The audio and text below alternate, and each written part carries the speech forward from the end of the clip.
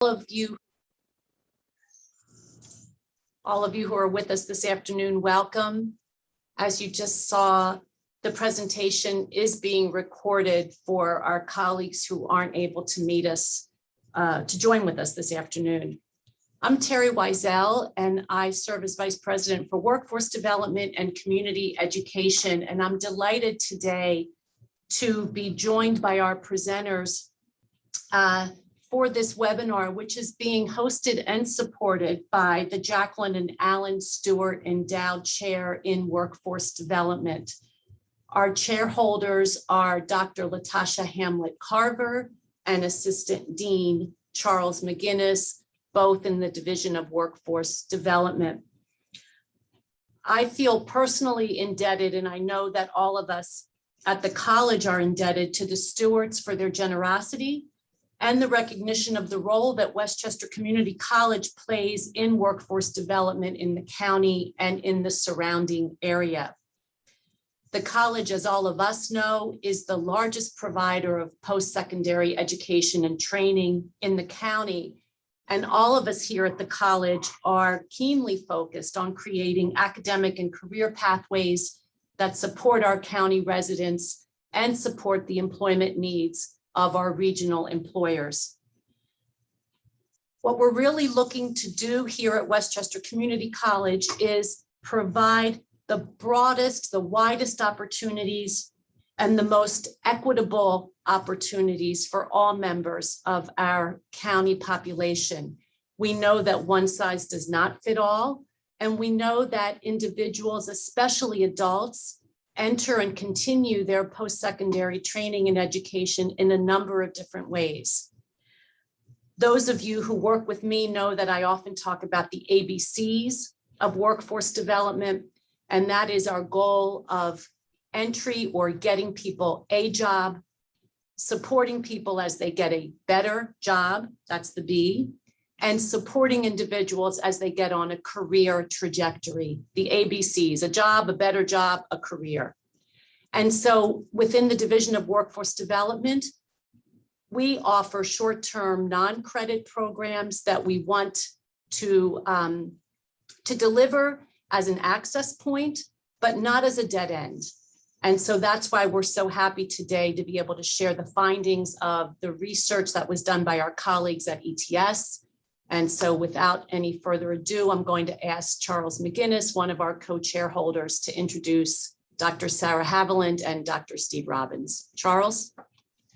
Good afternoon, everyone, and welcome. We're so glad to have you to this inaugural offering of our speaker series for the Jacqueline and Stuart Endowed Chair in Workforce Development. I'm proud to present to you Dr. Sara Haviland, who is a research scientist with Educational Training Services. And in this role, she leads research examining both career and technical education and workforce development through community colleges while focusing on student success, labor market alignment, strategies to address skill misalignment, and employer engagement. I'm glad to have you, Dr. Haviland. Joining her is Dr. Steve Robbins, who is serves as the principal research scientist at Educational Training Services. Dr. Robbins is a leading social scientist in his field, having published more than 150 refereed articles and technical reports and conducted workshops worldwide along with other presentations. He's a leading student education success expert, co-authoring books on the topic, and his research draws upon psychological perspectives in human and social capital.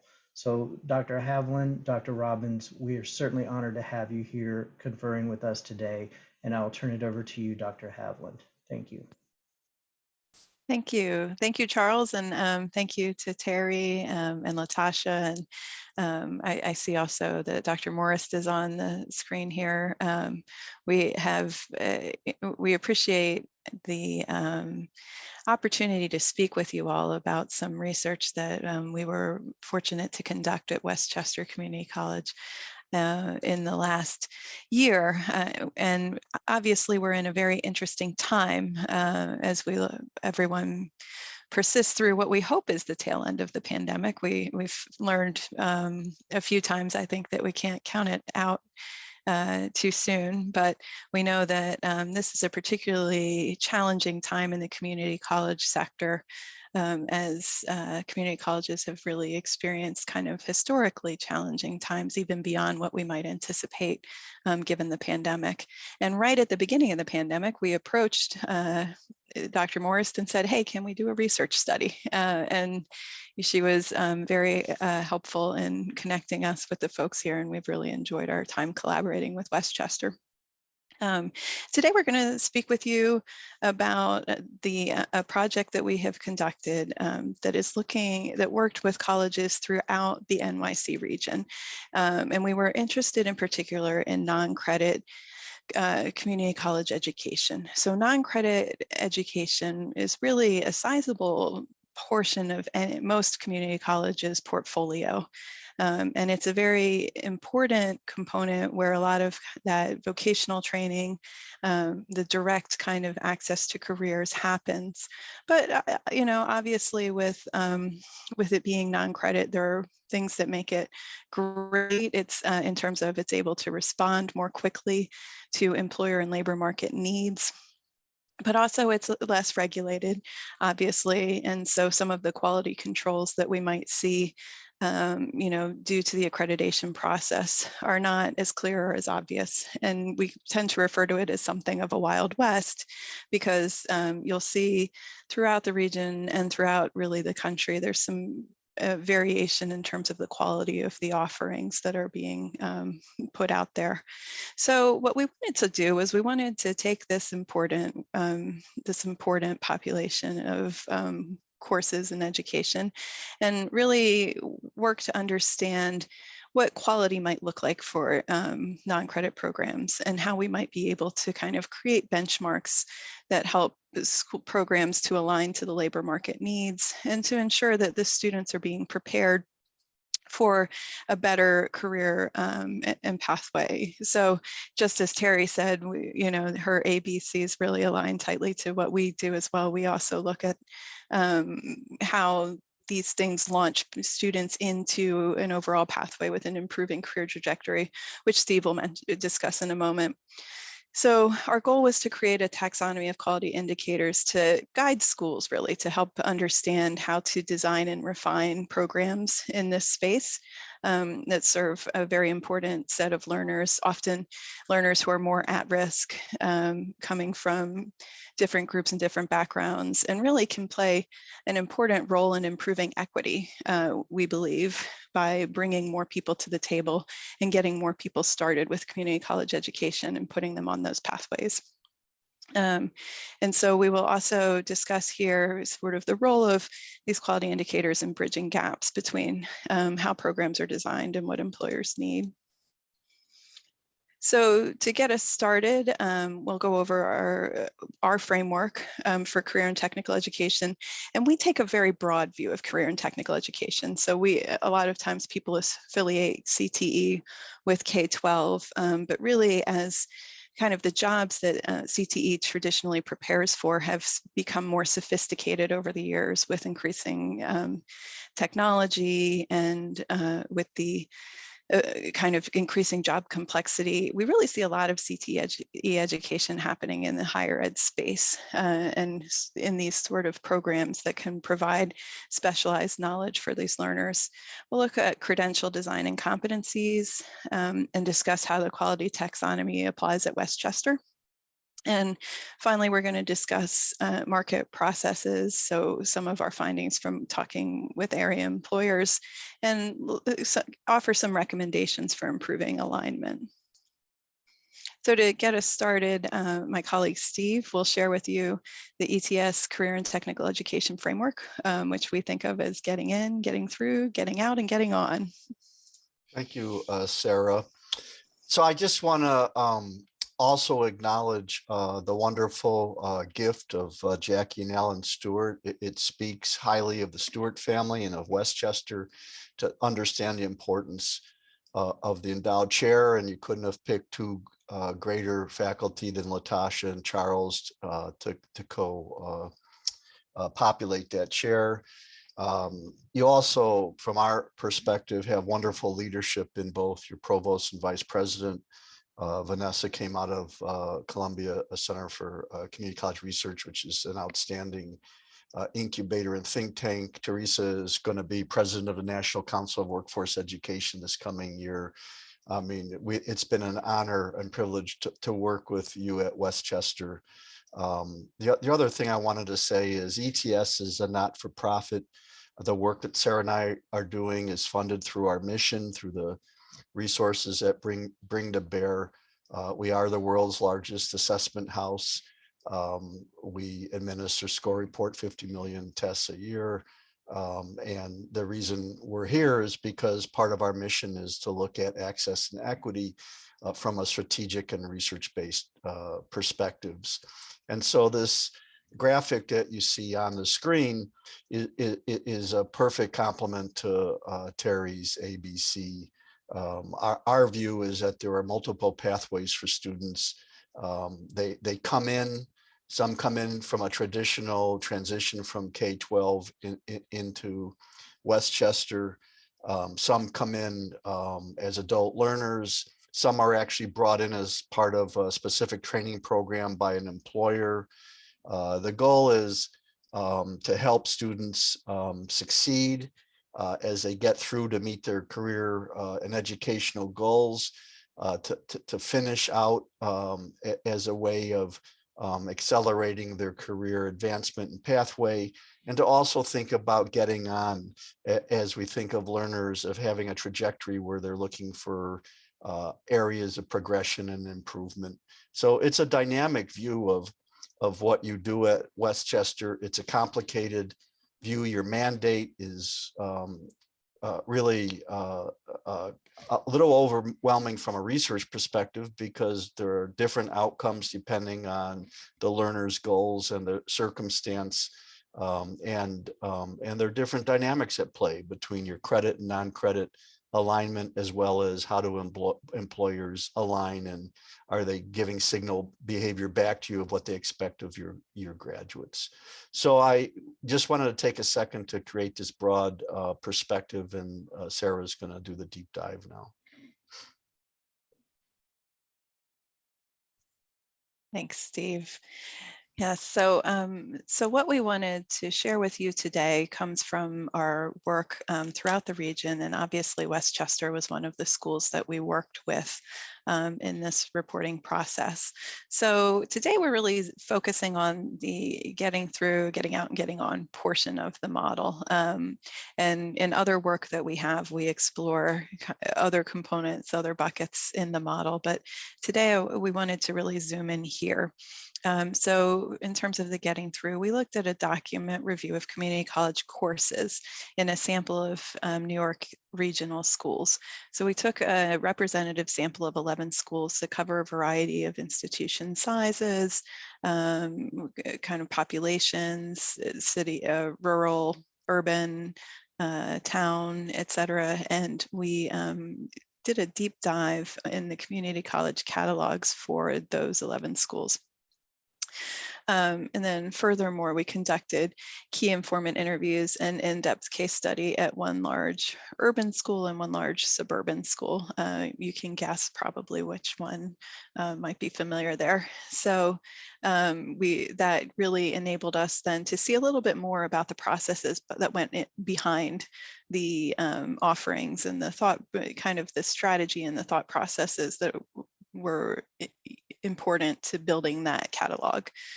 We're looking at the spring 2020 catalog, and I want to flag that because it's important, as that is the final kind of time capsule of the pre-COVID era, if we're thinking about it.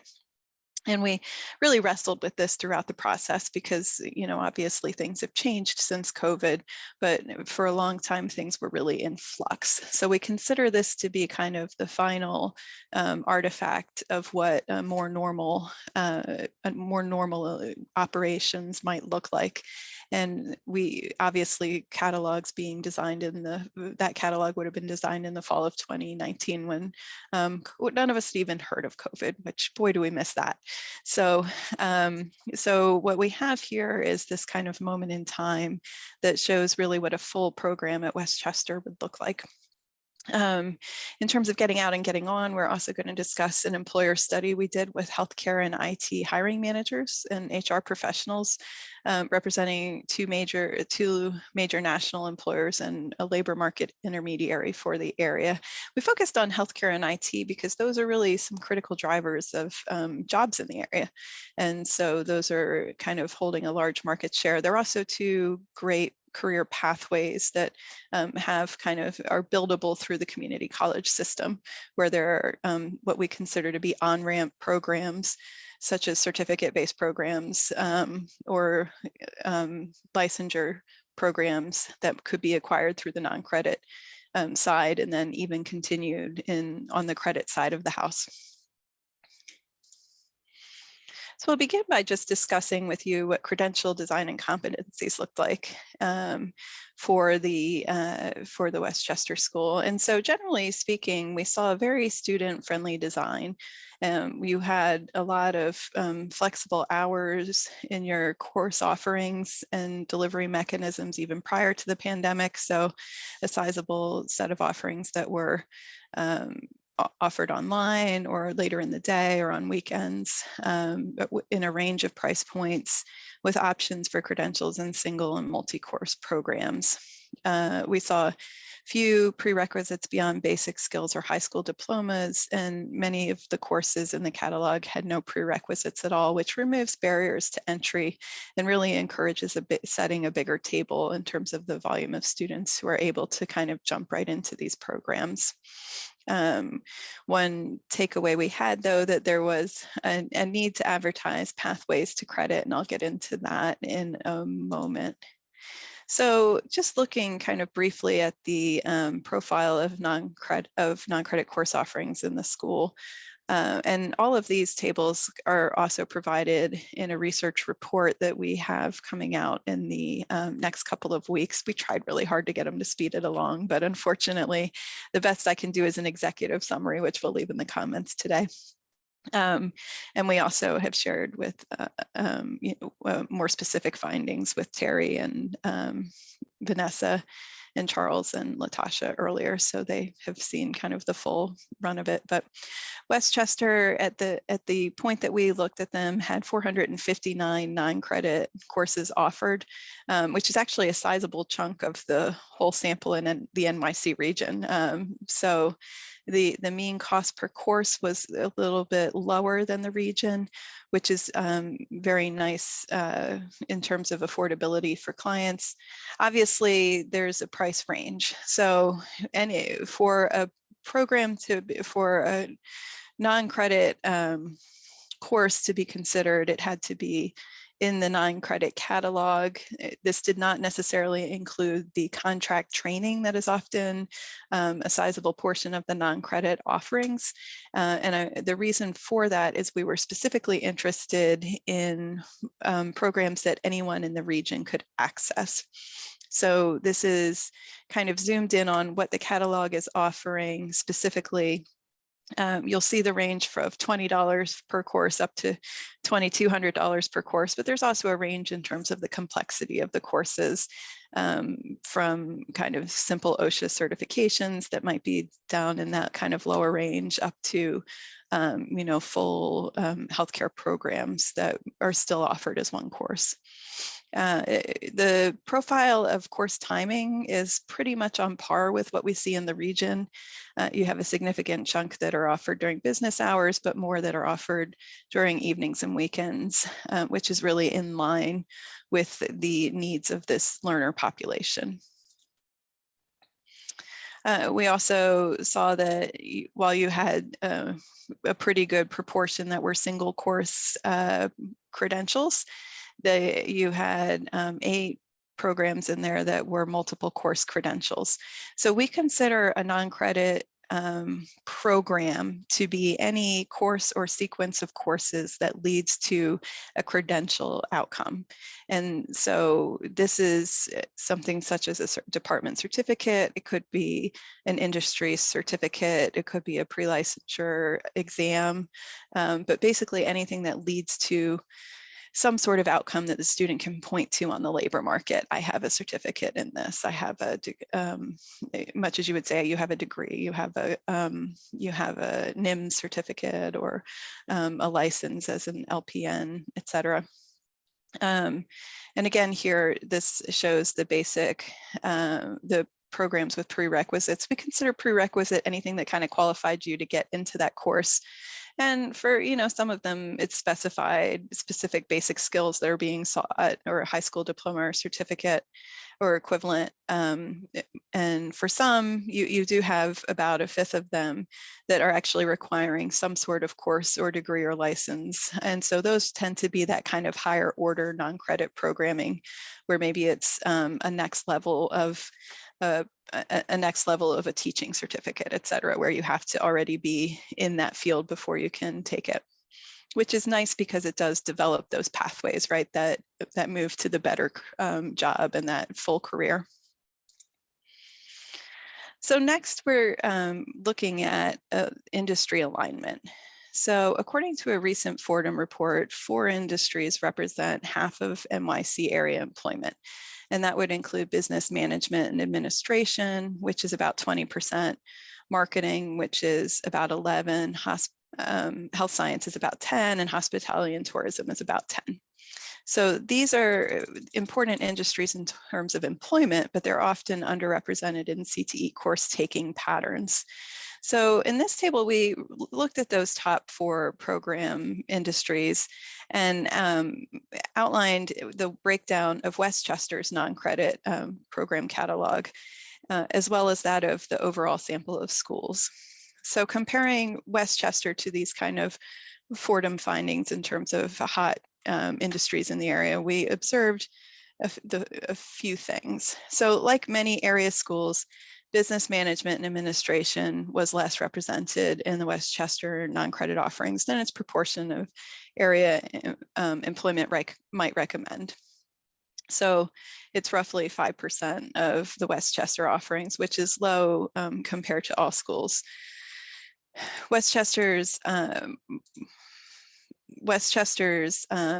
health science offerings was by far the most popular field, and it was higher than the regional market. So while health sciences is about 10 to 11% of area employment, it's approaching 1/3 of the offerings in the Westchester catalog, and also in the region. There also, if we're looking at hospitality and tourism, you see that it's quite low compared to about 10 to 11% of the area employment. And then marketing is generally also fairly low compared to what is offered in the area, although it's not actually too far off. It's pretty close there.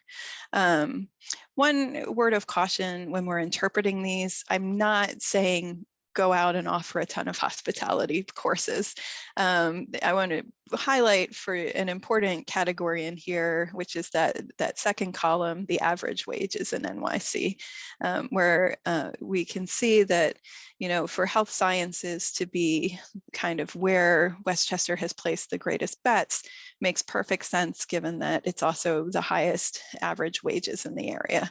And so when we look specifically just at market share, it might tempt us to up the offerings in something like hospitality, but that wouldn't necessarily be the best outcome for the student learners, because if the goal is to land them in careers with meaningful trajectories, you really want to put them in places like health science or like business management and tourism and marketing, where you can really have the best sort of pathway for them as the kind of that trade-off for the time spent. To determine the school performance in producing labor market aligned programs, the ETS team also developed, also examined the non-credit program outcomes. So here we're looking at what do each of these programs result in, and we see the non-credit certificates account for about 1/5 of the program offerings, which is a little low compared to the area. And I'm going to let you know that that's actually good, because non-credit certificates tend to be the ones that are sort of the least externally validated, if we think about it. So the labor market often understands a little better what to do with an industry certification and occupational and professional licensure, or programs that land in a badge or micro-credential. But non-credit certificates tend to be sort of a starting place. So if we think about the kind of the life cycle of a non-credit course, it might begin leading toward a non-credit certificate while you're launching and trying to align it to the labor market, and later lead to a more industry recognized credential.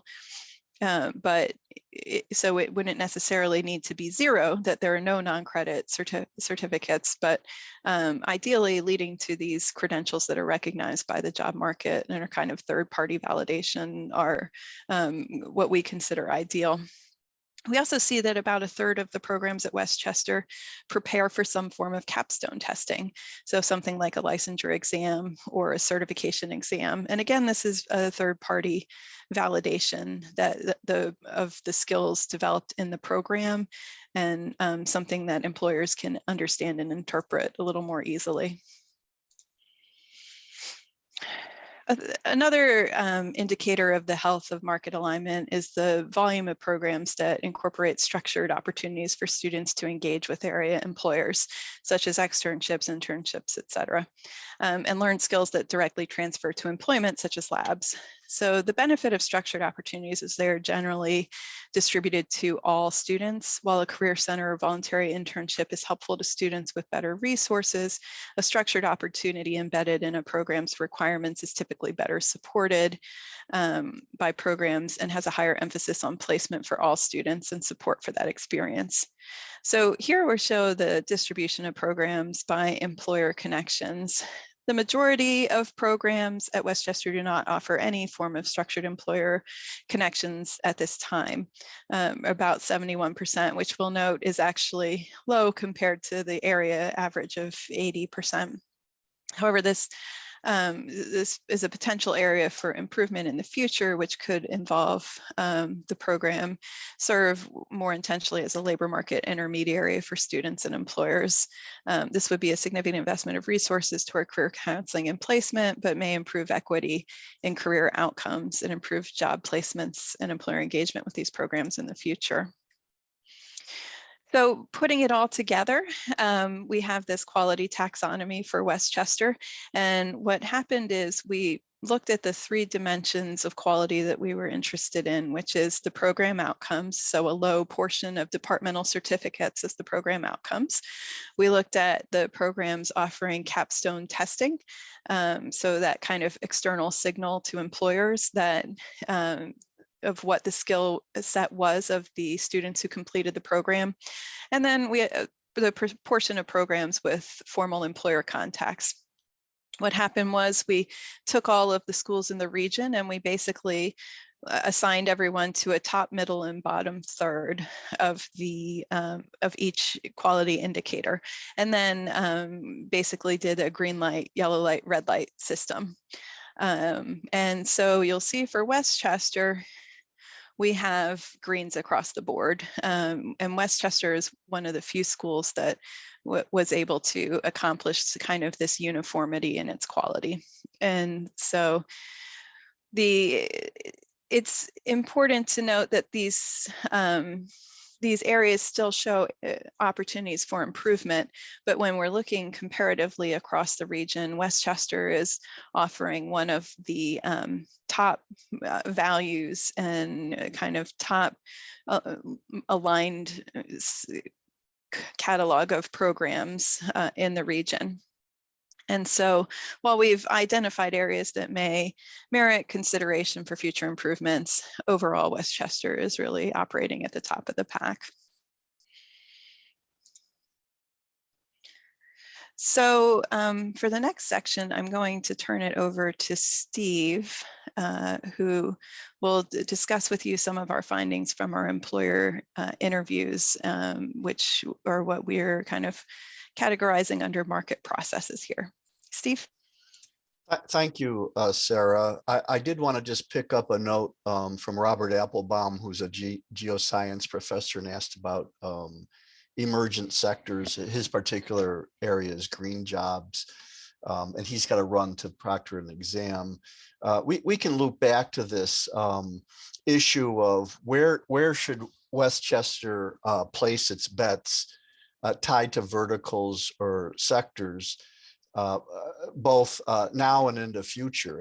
And we live in this crazy dynamic time. I mean, it's like the best of times and worst of times from a labor market and educational alignment perspective, because the demand for labor is so strong now. There was an article in the Wall Street Journal today about students really in the sub-baccalaureate pathways being recruited to go right to work, and then partnering with educational institutions to train them, and in particular IT. But I would put the green job notions in there as well. The challenge with green jobs, and this goes back to the Obama administration, has to do with what's the definition of that, and are the jobs really unique to green? Or so if you're working on wind turbines, for example, what's needed are people who can do advanced welding, and what welders need is the ability to do geometry and trigonometry. I made that last one up, but I think that's right. And so it was considered a prime green job, and still is in high demand. So I think that's the kind of question and conversations that we're know that your leadership want to have with the faculty of where are your capabilities and strengths, where are the opportunities, and how do you best align them and place your bets.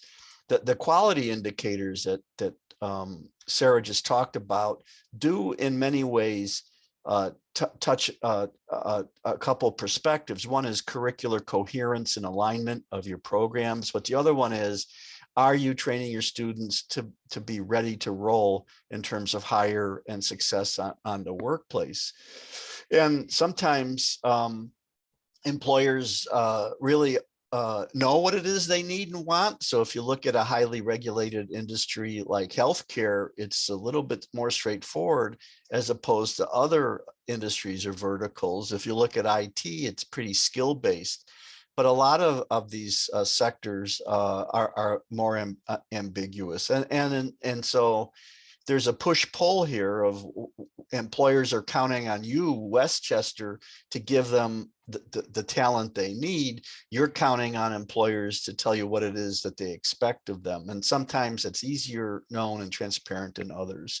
So what we did is we talked to key hiring agents, senior leadership in healthcare and IT. We picked those two areas because they're just dominate the labor shed regions in pretty much anywhere in the country, and certainly include New York. And so I just wanted to talk a little bit about their perspective and what we found. Next slide, please, Sara. So all employers are not the same. All sectors are not the same. And one of the challenges for colleges like Westchester is that, on one hand, if you go to a large healthcare provider in your region, let's say Healthcare of America, or a major employer of IT personnel, that's one thing, and they control a lot of strategy and resources. But on the other hand, most of your employment is taking place at the small business and local level. And so it's a little bit of challenge to know, how do you create value for your students in terms of their skills and expertise in a way that helps them not only with the big companies, but also the small companies. And that's where the quality indicators that Sara was talking about really play a role, because anytime you have identifiable certificates, licenses, capstone courses that directly relate to what the employer needs, that's good. So our focus for this was in healthcare and IT. There's obviously a zillion other sectors we could have looked at, but we started there because we thought that made sense. Next slide, Sara. So from the healthcare perspective, here's the good news, which is that there's a real demand for allied health, especially with workers who bring some sort of certificate or license. Even those who are working in Medicare, Medicaid funded jobs still require a certified nursing assistant exam or license or certificate. Certainly nurses, phlebotomists, radiologists. So I think healthcare makes a lot of sense. And so then the question is Westchester competing by making sure that the courses are offered both on the credit and non-credit side are aligned? Are they offered in a way that students understand what they should be taking so that they're being efficient? And are you pushing capstone and certificate, and then you're monitoring their students' ability to actually pass these exams? And I think that Westchester is well suited. And so I'm repeating myself now, but basically some verticals are way more transparent in expectations, and healthcare is certainly one of them. In IT, it's a little bit of a different story, Sara, but that story is changing because employers at the Fortune 500 level, and we talked to a major hirer in the New York region, and they put their primary focus on baccalaureate level jobs, which frankly we found a little annoying because of the importance of investing in the sub-baccalaureate pathways. But as I mentioned, if you look at this article I just read today, they're changing their behavior. Now's a perfect time for Westchester to think about how to more proactively engage with your employer network, not only on traditional programs, but also on the non-credit side. How can you bring training to bear that meet employer needs, as in a sense they're training on the job because they need people in those jobs and they're willing to invest in those people? How does Westchester play a role? And then how do you turn that into a plus in the sense of you're also building relationships across non-credit and credit so that students are accumulating credits towards degree attainment or credit bearing program completion? And so that's remains a big national challenge. But if we've observed an organization equipped to sort of take this on, it's Westchester. Next slide, please. So we did talk to employers. We want to make sure that we leave time for questions. And so I'm going to sort of just summarize some of our findings and try to be a little provocative because because we get to go home and you live in Westchester Community College. So I've already circled back to this a couple times, is how do you align your credit and non-credit programs from a learner perspective so that you're creating value for your learners? And nationally, enrollments are a challenge right now in your systems. And so this is a good time to be thinking about how to turn lemons into lemonade, about repositioning Westchester as a place your learners want to come because they understand that they can have some immediate wins, but also some long-term opportunities as they come back and complete. And this is the next bullet is a challenge for all community colleges. When Walt Bumpus became president of the American Association of Community Colleges, the first thing he did was write white papers.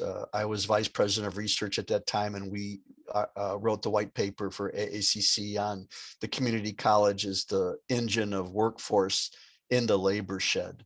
And nothing has really changed. The challenge is, how do you engage employers and create partnerships when most of that typically takes place at the faculty and specific program level, and in hiring, 2/3 of the hiring done in the labor shed region is in small business, and you can't talk to 30 small businesses. It's just exhausting, as opposed to one Fortune 200 company. But the awareness of and ability to create advisories or efficient ways of understanding the alignment between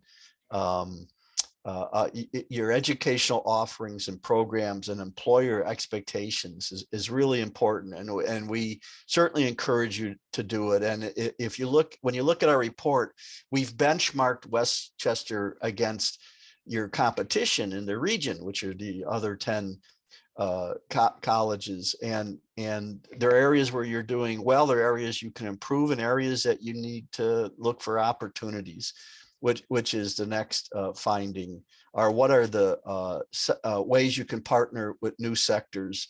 I've mentioned IT, and we'd have to go back and look at what green jobs and the geosciences mean. But you have a very interested, enthusiastic program lead. Is that a good area for you? And you need to kind of think about that. And we can follow up with where we think the emergent sectors are. Fordham has done a good job looking at the connections and disconnections between the labor shed region, the jobs available in emergent jobs, and the offerings of community colleges. LA is a good example of where they did a deep dive, and there's some disconnects. But that's part of your challenge of strategy, is to think about that. Pell funds, how do you use Pell funds for short-term training program qualification? How do you leverage those offerings? That's a dynamic area with the reinvestment in workforce and the crazy macroeconomics right now due to the pandemic.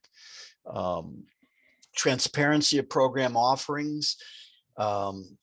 Terry O'Banion, for those of you who know Terry, who is a founder of the League for Innovation Community College, did a project based on catalogs and gave up. This is not a Westchester project, this is a national project. So you're in good company, in the sense that all schools struggle with how do you communicate program offerings across the different dimensions that Sara highlighted. And then finally, how do you help students make informed career decisions as they enter your institution, go off to work, come back, work simultaneously? How do you help inform that? And part of this is certainly a value statement of the importance of career counseling and viewing a lifespan perspective on adult learning. And so we acknowledge that. So those are some of the broader takeaways that we wanted to leave you with. Sara, I'm going to turn it back to you, and then we can look at what's in the chat. You're on mute, Sara. You think by now I get better at this.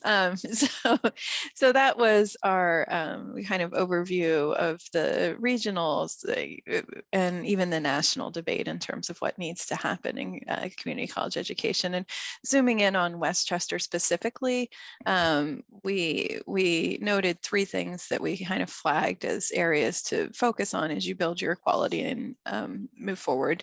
And so building smooth pathways to credit and getting the word out was one. And the reason we mention that is because we know through interviews that you are building them. And so they weren't yet necessarily in the catalog, but building that opportunity for students to enter in that non-credit system and then proceed on kind of as lifelong learners is really valuable. There's often concern when you are when you're kind of building these alignments between non-credit and credit, that potentially non-credit might eat into some of credit's market share.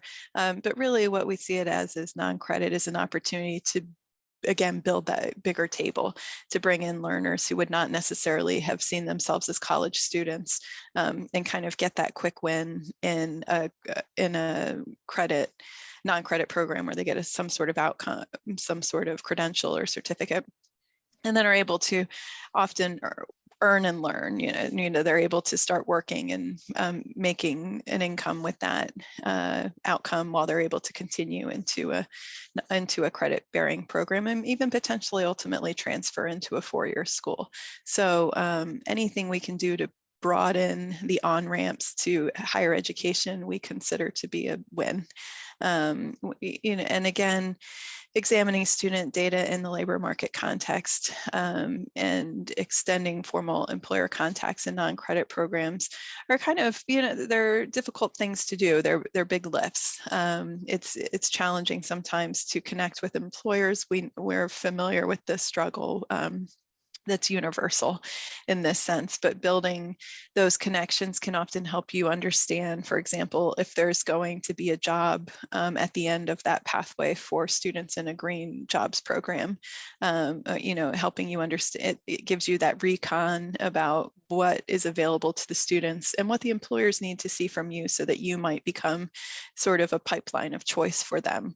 And helping students to connect with employers formally is really quite valuable in terms of making sure that some of your students who maybe don't have the access or maybe are not quite as sure-footed in terms of working with employers, that you serve as an intermediary and kind of guide to help them get started with employment. So those were our pieces. And right now we'd like to kind of turn it over for open up for questions or any discussion you wanted to highlight, anything that particularly spoke to you, or anything maybe you don't agree with. We'll take that too. So I believe the floor is open. Latasha, maybe it'd be good to put you and Terry on the screen if you're still available. I'm here. Can you get the Do the pinning thing down, Latasha, if you can. I'll exit here. I'd like to give my colleagues a chance. Would anyone like to unmute and has an observation, reflection, a question?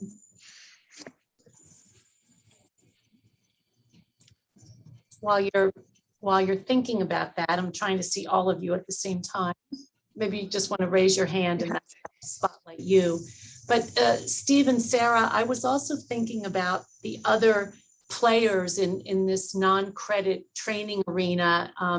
And those are our community-based organization partners and some of our social service providers that are now in the workforce ecosystem. And I think that we try to be very intentional about what we offer and what we don't offer to eliminate some of the redundancies that might be created, and also, frankly, not to appear as the Goliath in the workforce environment, and to really create sort of collaborations with our CBO partners. And so you mentioned hospitality. I'm thinking of security, guard training, the shorter OSHA trainings, serve safe trainings that we have sort of intentionally done on a very limited basis, unless there's a specific need and a specific employment opportunity at the other side. It sort of leaves us a certain kind of a center lane to operate in, right? Not credit and not these other kinds of trainings. I don't know if ETS has done any work on that, or it's sort of an interesting intersection on a Venn diagram. Yeah, that's very smart of you to really kind of and a lot of schools don't necessarily see themselves as part of that ecosystem, but kind of building these active partnerships with the workforce system, with the CBOs is important, because in those collaborations and those partnerships, you can understand a little better too what's available out there, and where there is an opening for for your lane. I mean, one thing that's one of the reasons we see community colleges embracing more of a workforce agenda versus kind of a more strictly transfer oriented agenda is because it's just an amazing infrastructure. If we look historically throughout the United States, in terms of community colleges, you have these schools that are already on the ground, helping populations with open enrollment, and have a lot of opportunity to kind of displace some of the for-profit operators we see that are not necessarily, community colleges tend to do it better and cheaper, I think, than a lot of the for-profit operators. So in terms of equity, you really have a wonderful opportunity to kind of make an impact, and also get students embedded in a system where they can, again, see themselves as students and see themselves as college students, and ultimately, hopefully, go on to get those degrees and continue moving forward. Yeah. And I guess I have another question that might open a conversation, but we're going to have two of our academic school deans with us today, Dr. Carmen Martinez Lopez and Dr. Ray Houston, both great colleagues that understand the potential for opportunities between short-term workforce and credit, and also some faculty here. And I wonder what you might suggest. You mentioned that our catalog doesn't explicitly say that there's a pathway to credit, and that's on purpose, because there isn't a credit for non-credit pathway yet, although we talk a lot and we see the potential. So I wonder if Steve or Sara, you have any suggestions for us as leaders in how we get that to the finish line in one area that then we could, show some proof in. Mm-hmm. Well, there are state systems doing this, and regions in states. Texas is a good example. And so I think there are models that you can look at. And then, because I can be preachy, and then it's higher education's about leadership and process. And for those who don't know, I spent 20 years as a professor and chair of psychology at Virginia Commonwealth University in Richmond, Virginia. And so I do have some insight into the mysteries of higher education. And so it's really on Terry, you and your deans. I'm not sure which college Carmen is leading, but if there's a will, there's a way. And so I think that there is precedent for this. And I do know that there are challenges, both crass challenges of you don't want to cannibalize your revenue on the credit side by offering credit through non-credit. But frankly, I think you can think that through and work it out, especially in the current market where you need students. And then, the integrity of your curriculum, if there's clear articulation of the pathway, of the coherence in the curriculum for a specific pathway with clear end results, whether it's a certificate or a capstone or whatever, then the permeability across credit, non-credit should be fairly aligned, so that you'll know what you will accept and what you won't accept, and you'll try to get your non-credit folk to build in a way that's aligned and acceptable to the credit folk. So I mean, those are some of my reactions. I don't know, Sara, if you have another take there. Oh, yeah, I think that a lot of it is really looking for examples. It's a long process. I was formerly a TACT evaluator, which, if for those of you who are not familiar with TACT, that was an Obama era legislation that was intended to extend community college offerings and to build a lot of these pathways to credit. and everyone struggled. Yeah, it's tough. It's hard with any educational reform because you have a short runway of a grant cycle, and it takes longer to get these things to work sometimes. But building part of it is getting everyone to agree that that is the right direction to go in. And building, portfolio reviews, sort of understanding what that process might look like to award credit for the prior learning, and get that to where the faculty are comfortable with it as well.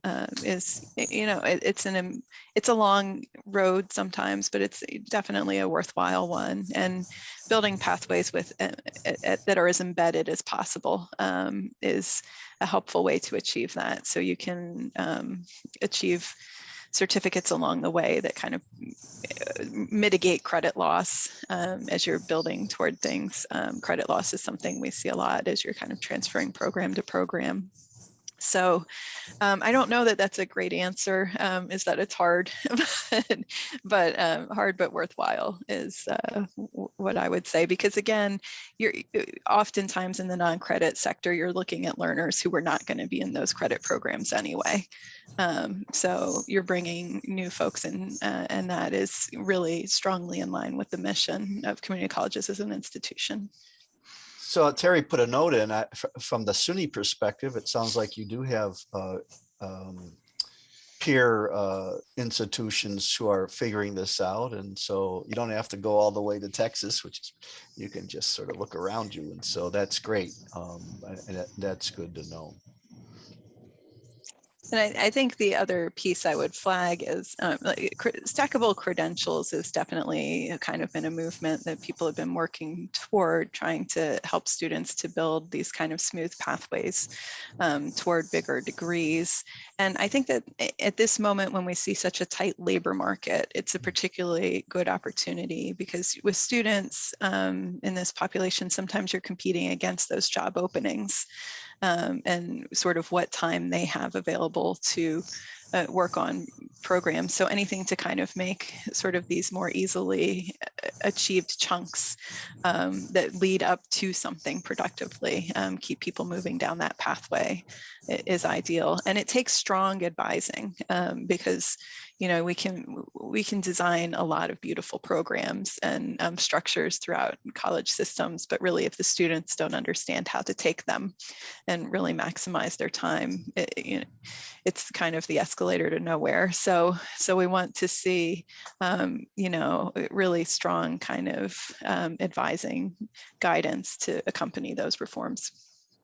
Absolutely. Anyone like to ask the last question or have the second to last word or comment?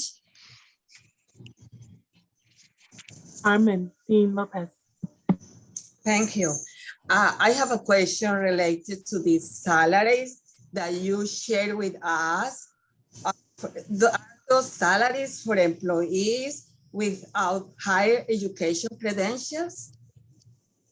Those are across the industry. So there would be, within those, some that would be obviously that you could have diploma graduates in there, and you could have up through higher level higher ed degrees. So one thing then too is sometimes those broader ranges show you broader opportunities for movement, so long as there's a good point of entry somewhere in there to get the students kind of into that career pathway. Thank you. Thank you. Yeah. There are labor shed MC, Burning Glass, Chimera, ONET through the Bureau of Labor Statistics, all monitor median mean salaries by job, by ONET or zone level. I'd have to go back to see how they, whether BLS does it by region. Certainly MC and Burning Glass and Chimera do that. But so I would, the diversity is always greater than constancy in nature. So those are sort of average benchmarks, but they do give you a relative sense of wage. And, our goal is to get people to work, and then our goal is to get people to work where they feel like they have opportunities to earn a livable wage and then some. And so that's a great question. Thank you, Dean, for asking that. Yeah. Latasha, do you want to wrap us out Sure, I would love to. as our chair holder? Sure. Before I wrap us out, would you mind just kind of elaborating on what you mean by examining student data in the labor market context? I know we examine different courses in the labor market context, but when you're talking about student data, what are you relating that to? Sure, that's so obviously we can look at opportunities through programs like EMSI and ONET, but keeping tabs on new programs, and sometimes that involves partnering with an organization. We're always available, but obviously there are others that could potentially help you understand what the labor market outcomes are then for the students that are moving through. So are we seeing them employed in the quarters immediately after they complete your programs? Maybe within 6 months, do we see them employed, and do we see them in improving income levels? And so, really kind of focusing on, retention, completion, everything you focus on within the school. And then, sometimes with a partner organization, you can explore other outcomes that are in the labor market as well. Thank you. I want to thank both Dr. Robbins and Dr. Haviland from ETS for taking the time to present their findings with our community college community. The information is very important and intimate, and thank you for highlighting the opportunity for needs and how we can advance. I also want to thank, this is all due to the generosity of Jacqueline, our Stuart Endowed Chair for Workforce Development, that supported this presentation as part of our Workforce Development Speaker Series. We hope that these series over the course of this year will bring attention to the importance of workforce development and its role in creating pathways and meeting people where they're at, and providing access and equity to all markets. One comment that really stood out for me is Dr. Robbins said, non-credit is an opportunity to build a bigger table. And I'm going to take that and run with it, because it really is. Because a lot of our students come in from workforce development have not taken a credit course. So this is an opportunity to align, our non-credit and credit, and just make smoother pathways from non-credit to credit. So I really like non-credit as an opportunity to build a bigger table, because we already have the table, right? Why not expand it? I want to thank everyone who took the time out to participate in this session, and I look forward to offering many more sessions throughout the year. Thank you. Thank you for having us. Thank you, Thank you everybody. so much. Thanks, colleagues. Have a wonderful weekend.